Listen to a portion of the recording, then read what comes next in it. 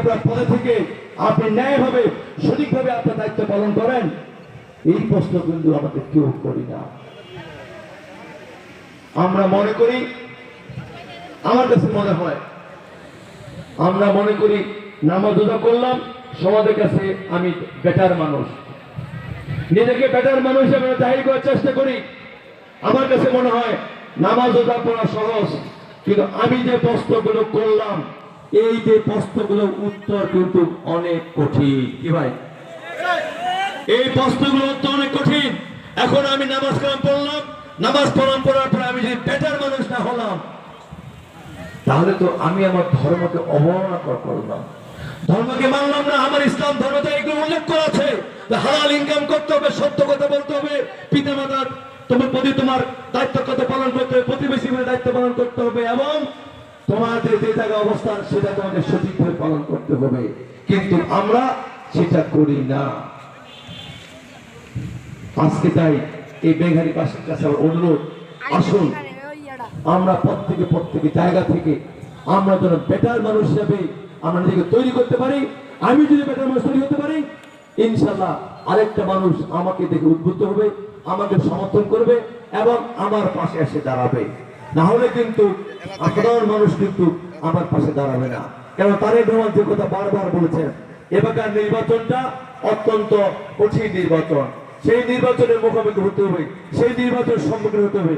সেই নির্বাচনের সম্মুখীন হওয়ার জন্য এখন থেকে আমাদেরকে প্রস্তুত নিতে হবে এবং আমাদের প্রত্যেকটা নেতা কর্মী সমর্থককে মনে করতে হবে, আমি একজন খালেদা জিয়া, আমি একজন তারেক রহমান, আমি একজন ধানের শীষ। এইটা যদি আপনি মনে রাখতে পারেন, তাহলে আগামী নির্বাচনে কত কঠিন নির্বাচন হলো, সেই নির্বাচনে ধানের শীষ প্রতীক জয়লাভ করবে ভাইরা আমার।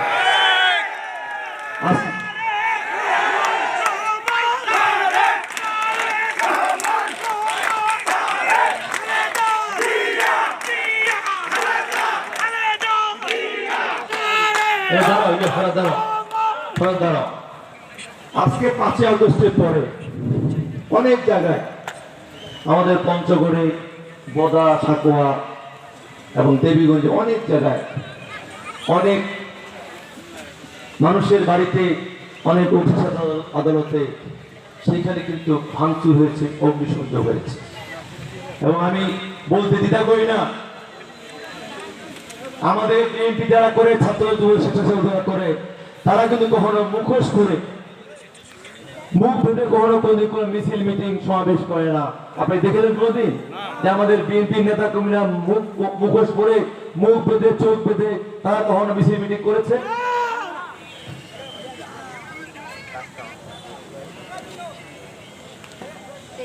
তারা কিন্তু কখনোই মুসলিম মিটিং করে না। কিন্তু আমরা সেদিন দেখেছিলাম একজন তরুণ মুখ বেঁধে তারা কিন্তু সেদিন এই যে অপকর্মগুলো, কাজগুলো করেছিলেন। আজকে সেইগুলো করে এখন অনেকে আবার বাসা বাড়িতে গিয়ে বলছেন যে না আমরা করি না, আমার দল করি নাই। আজকে বিচারের দায়িত্ব আপনাদের। আপনারা ভালো করে জানেন এইসব কাজগুলো কারা করেছিল। এই নোংরা কাজগুলো করে আমাদের এই দেবীগঞ্জ, বোদা অনেক শান্তিপূর্ণ এলাকা, সেই শান্তিপূর্ণ এলাকা যে শান্তি বিনষ্ট করার চেষ্টা করেছে, সেটা আগামী দিনে আপনাদের রায়ের অপেক্ষায় তারা থাকবে ভাইরা আমার। আমি এই জন্য 5 আগস্টের পরে 6 আগস্টে আমি আমার প্রত্যেকটা ইউনিয়নের নেতা কর্মীকে থেকে নির্দেশনা দিয়েছিলাম যে আমাদের এই বোদা দেবীগঞ্জের 20টি ইউনিয়নে কোথাও কোনো জায়গায় যেন কেউ নৈরাজ্যমূলক কাজ করতে না পারে। কোন সে যেই হোক, তত অপরাধী হোক, সে যদি অনেক বড় অপরাধী হয়ে থাকে, প্রয়োজনে তাকে আমরা আইন করতে সংস্থার কাছে তুলে দেব, কিন্তু আমরা নিজে কোনো আইন তুলে নেব না। এবং আমার বিশ্বাস আমাদের ব্যাংহারিতে এই ধরনের কোনো ঘটনা ঘটেছে নাকি ভাই? ঘটেছিল? ব্যাংহারির কোনো ঘটনা ঘটে নাই। কাজেই আমি মনে করি আমাদের ব্যাংহারির নেতৃবৃন্দ তারা সজাগ ছিল এবং সচেতন ছিল এবং আমাদের দলীয় সিদ্ধান্ত তার অক্ষরে অক্ষরে পালন করেছে বলে ব্যাংহারিতে কোনো ঘটনা ঘটে নাই। আজকে ভাইরা আমার, আজকে আমাদের মিছিল মিটিংয়ে এখন অনেক লোক বাড়ে গেছে। এখানে অনেকে হয়তো মনে করেন যে আমরা এই 17.5 বছর আন্দোলন করলাম, সংগ্রাম করলাম, মামলা খাটলাম, জেল খাটলাম। বিশেষ করে আমাদের এই বদা দেবীগুলোর ভিতরে এই বেঙ্গারি ইউনিয়নে কাদিয়ানি ঘটনা করে নিয়ে মামলা, আর ওই সোনাহার ইউনিয়নে, এই দুইটা ইউনিয়নে কিন্তু এই প্রথম এবং শেষ সবচেয়ে মামলা শিখিয়েছেন আপনারা, তাই না? কাজেই এই দুইটা ইউনিয়ন নিচে অনেক কিছু হয়েছে, মামলা খেতে অনেক জেলও খেয়েছে।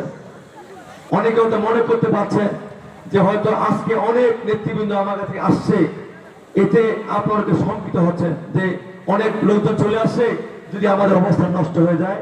আমি কথা দিচ্ছি আপনাদের সামনে, একটা কথা মনে রাখবেন যে হয়তো ওই সময় এই 17.5 বছরে আপনাদের সাহস আছে, আপনাদের ত্যাগ আছে, আপনাদের কন্ট্রিবিউশন আছে, সেটা হয়তো অনেকের মধ্যে সেই সাহসটা ছিল না।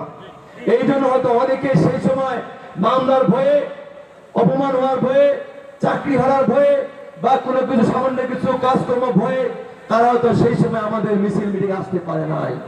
এখন তা আসতেছে, তাদেরকে কখনো নিষেধ করবেন না, তাদেরকে বলতে উৎসাহ করবেন। তো হ্যাঁ, কথা দিচ্ছি, আপনারা সামনে সাইডে ছিলেন, মামলা খেতেন, জেল খেতেন, দলের জন্য ব্যয় করেছেন, অবশ্যই দল ক্ষমতা আসলে আপনাদের প্রথম আমরা মূল্যায়ন করব।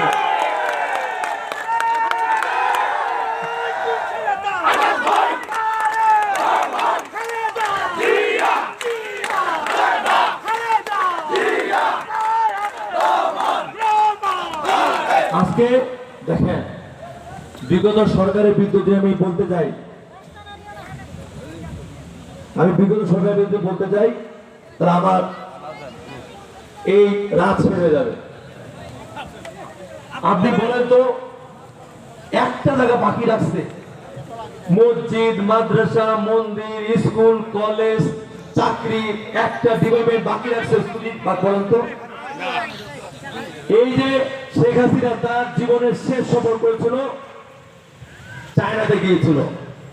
চায়না থেকে উনি ফিরে এসে সাংবাদিক সম্মেলন করলো, শেষ সাংবাদিক সম্মেলন ওনার গণভবনে।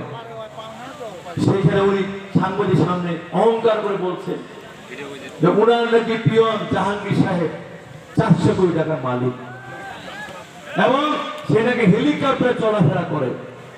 আপনি বলুন, একটা প্রধানমন্ত্রীর পিয়ন যদি 400 কোটি টাকার মালিক হতে পারে, তাহলে তার অন্য সবাই এবং উনি কত হাজার কোটি মালিক হতে পারে বলেন?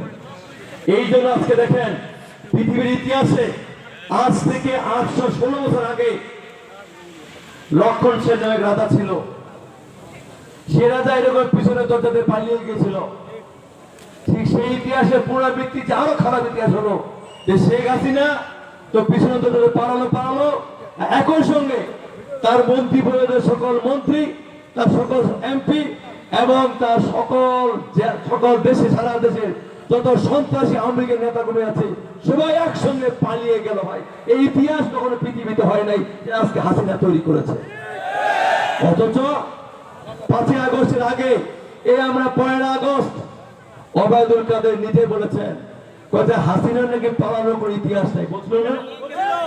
বুঝলো না ভাই? হাসিনার নাকি পালানোর কোনো ইতিহাস নাই। আজকে ওবায়দুল কাদের আপনি কোথায়? আজকে ওবায়দুল কাদের আপনি কোথায়? আপনি তো বলেছিলেন পালালে নাকি আমাদের মির্জা ফখরুল আলমগীর বাসায় আসবেন। কই? আমরা তো কালকে ঠাকুরগাঁও জেলা গেলাম, সেখানে আলমগীর স্যার নিজে বললো যে কোথায় আজকে ওবায়দুল কাদের? কাজেই চোরের মায়ের বড় গলা। আজকে এমন জায়গায় নিয়ে গেছে আপনার দেশটাকে, এমন জায়গায় পৌঁছে গেছেন যে আপনারা শুধু এমপি মন্ত্রী, শুধু নেতারা নন, আজকে গ্রাম পর্যায়ে অনেক সাধারণ নেতারাও আজকে দেশ ছেড়ে পালিয়ে গেছে। কাজেই এই যে ইতিহাস তৈরি করেছেন, সেখান থেকে আমাদের শিক্ষা নিতে হবে, সেখান থেকে আমাদের প্রত্যেকটি নেতাকর্মী শিক্ষা নিতে হবে। সেই শিক্ষা নিয়ে আমরা এমন আচরণ করব বেঙ্গারের প্রত্যেকটি সাধারণ মানুষের কাছে, কখনোই যেন বেঙ্গারের সাধারণ মানুষ মনে না করে, মনের মধ্যে না নিয়ে আসে যে ওই আগেরটাই ভালো ছিল। কি বোঝা গেছে আমার কথা?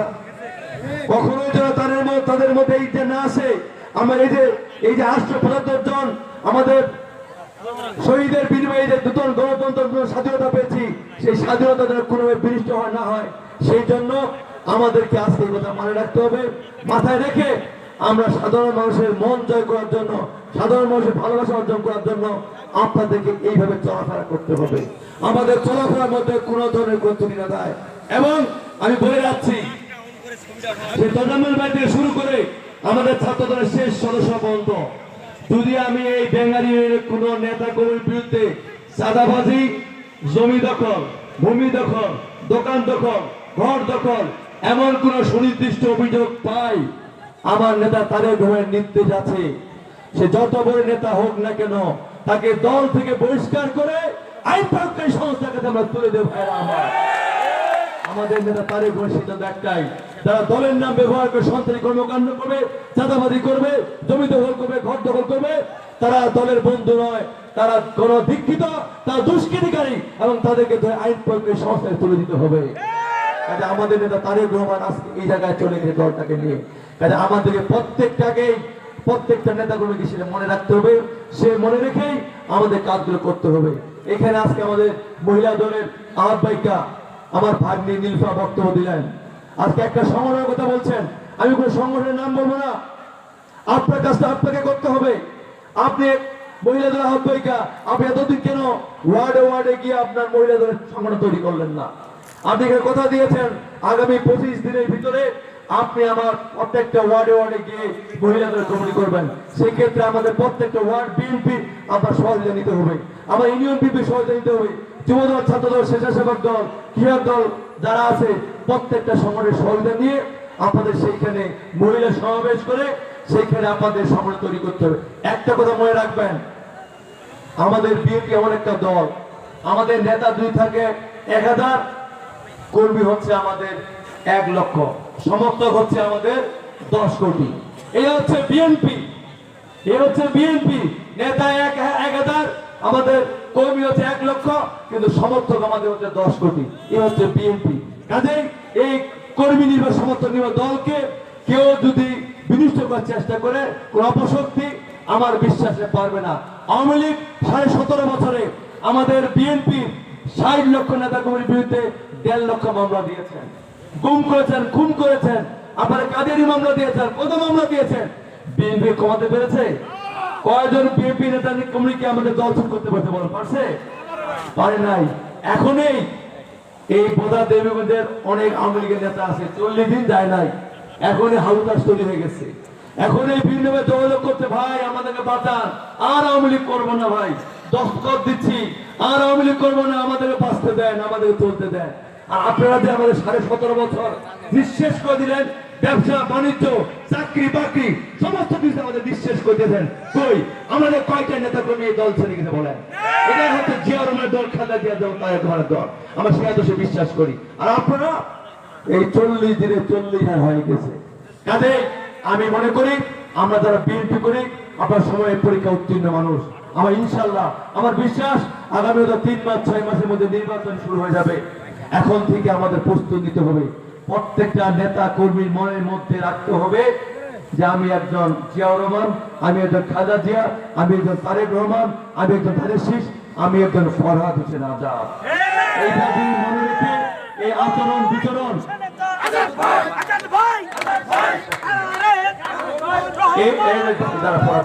এই আচরণ বিচরণ যদি আপনি বারবার কথা বলছি, এই আচরণ বিচরণ যদি আমরা সাধারণ মানুষের সঙ্গে করতে পারি, আমার বিশ্বাস এই বেঙ্গারি ইউনিয়নে সর্বোচ্চ ভোট পেয়ে আমাদের ধানের শীষ প্রতীক জয়যুক্ত হবে। ঠিক আছে? আপনারা এখন থেকে সেই ধরনের আচার ব্যবহার করবেন নাকি? আমি হাত তুলে দেখান, সেইভাবে আচার আচরণ করবেন, মানুষের সঙ্গে সেভাবে ব্যবহার করবেন, সেইভাবে আচরণ করবেন, মানুষের ভালোবাসা অর্জন করার চেষ্টা করবেন, কোনো অন্যায় করবেন না, চাঁদাবাজি করবেন না, দুর্নীতি করবেন না, জমি দখল করবেন না, ঘর দখল করবেন না, দোকান দখল করবেন না। মানুষের মন জয় করে সর্বোচ্চ সংখ্যক ভোট দিয়ে এই ইউনিয়নে আমরা ধানের শীষ প্রতীকে জয়যুক্ত করবো এই আশা কথা রেখে, এবং আপনার এখানে বেশ কয়েকটা ওয়ার্ডের 2টি ওয়ার্ডে বক্তব্য পায় নাই, সেই নেতৃবৃন্দকে আমারও ধন্যবাদ জানাচ্ছি। আগামীতে যখন আমাদের কমিশন হবে তখন বক্তব্য দিবেন। তবে আমারও বিশেষ করে ছাত্রদল, যুবদল, স্বেচ্ছাসেবক দল এবং তাঁতি দলকে আবারও ধন্যবাদ দিয়ে এবং সবাইকে শুভেচ্ছা দিয়ে আমি আমার বক্তব্য শেষ করছি। আপনারা উঠবেন না, আমাদের সভাপতি বক্তব্য দিবেন এবং এর কর্মসূচিতে